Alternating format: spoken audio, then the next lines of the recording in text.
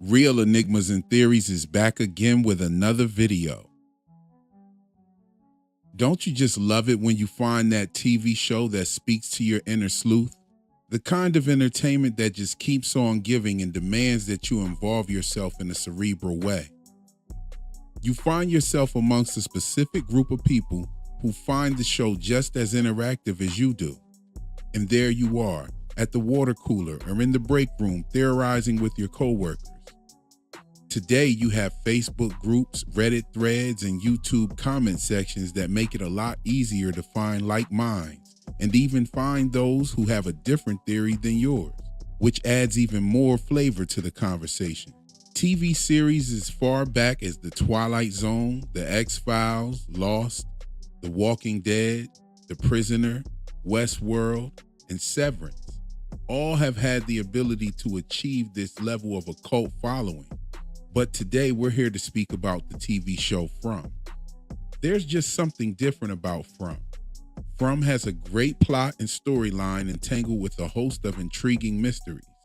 However, what makes From different is below the surface, deep below the surface, at the roots, if you will. Below the surface of this mystery town, the slow walkers, the visions, the boy in white, the talismans, and well, you get the point. This TV show has been answering the biggest question with some of the most esoteric writing and set design that I've ever seen.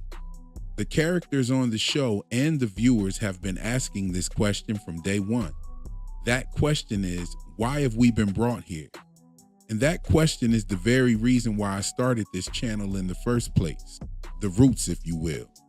I wanted to contribute my theory on the question to the proverbial water cooler discussion. Now, when you first started watching From, you had no idea that all the residents were traveling within the contiguous United States. We got our first clue of American history with Jim in episode 3 of season 1, but we'll get back to that later. Then with a conversation between Jade and Kenny, we learned that everyone was traveling within the United States. After that, we get our first obvious clue about American history, and that was the Civil War soldier in Jade's vision. The actor Dylan Bailey was cast to play the soldier and has also been the stunt double for Boyd in at least 2 episodes in the first season. In order to play someone's stunt double, you would have to match their observable traits or phenotype, such as hair color, skin color, and so on. However, the casting decision to have that same person play a Civil War soldier was most likely done to convey a specific message about American history and the events happening during the Civil War. This actor was indeed casted to play a soldier in the Negro regiments of the Union war effort to fight against slavery. During the Civil War, there were over 178,000 free men and freedmen who participated in the war on behalf of the Union. Negro men of American descent who had never been enslaved were classified as free men.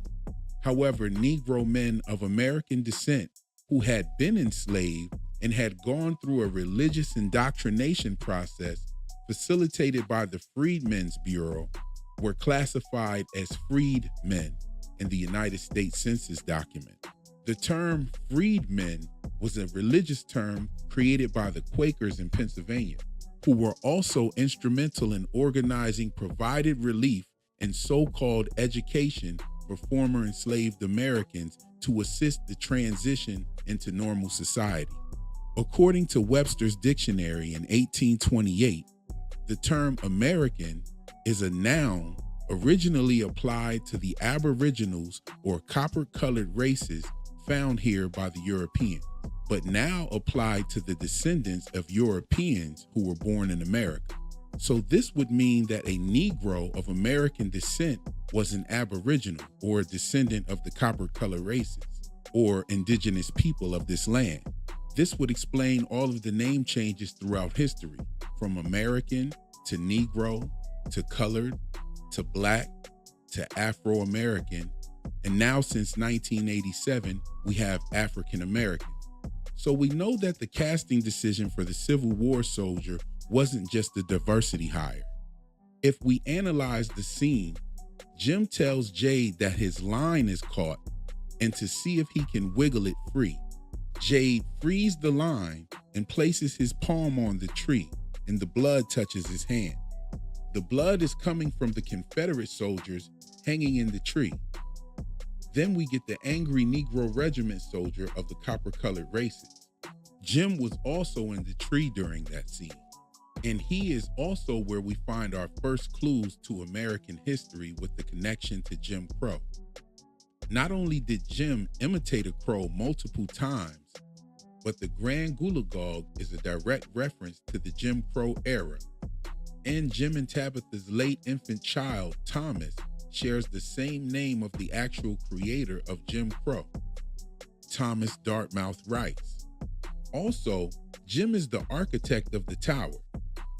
No, not that tower, this tower, which bears a striking resemblance and purpose with the Eiffel Tower in France, with Jade being the Frenchman standing it up onto Colony House. Now, the native indigenous references are heavy throughout the show, and we've made many of these connections on this channel, from the multiple dream catchers at Colony House and the grandmother spider deity, her woven items, medicine wheels, rain dances, and much more. You can go to my channel playlist, watch some of my previous videos to see those connections in depth. Now, speaking of rain dances, that makes me think of Tilly. Tilly is short for Matilda, which is of German origin, and the word Tilly means strong in battle. Germany also shares significant events in history with America with World War II, and the name Tilly is also connected to the name Till, as in Emmett Till, and the events that sparked the Civil Rights Movement. I mentioned this connection before as well, but there are a few details that I didn't mention. Carolyn Bryant Dunham is the woman who in 1955 accused a 14-year-old boy of allegedly groping and whistling at her in a sexual manner, which initiated the racially motivated murder of a 14-year-old Emmett Till. During an FBI investigation in 2005, Carolyn gave a statement that contradicted her original statement in 1955. However, charges were never filed, and Carolyn went on to live up until April of 2023, succumbing to her battle with cancer at the age of 88. Now, here's where this connection gets strange. Tilly is an older woman who also would be around Carolyn's age, and we know that Tilly also had a terminal illness, which is most likely cancer. We first met Tilly in episode 1 of season 2, which aired on April 23rd, 2023. And Carolyn Dunham passed away in real life 4 days later on April 27th. What a coincidence, huh? Just a quick update. The book is still in the works. I will be announcing an official title and release date in late September or early October. The Real Enigmas and Theories merchandise store is on its way as well, and I can't wait for you guys to see some of the cool merch ideas that I came up with. Anyway, just a little something to think about while we wait on the next episode. That's all for my video today. I'll catch you in the next one. Peace.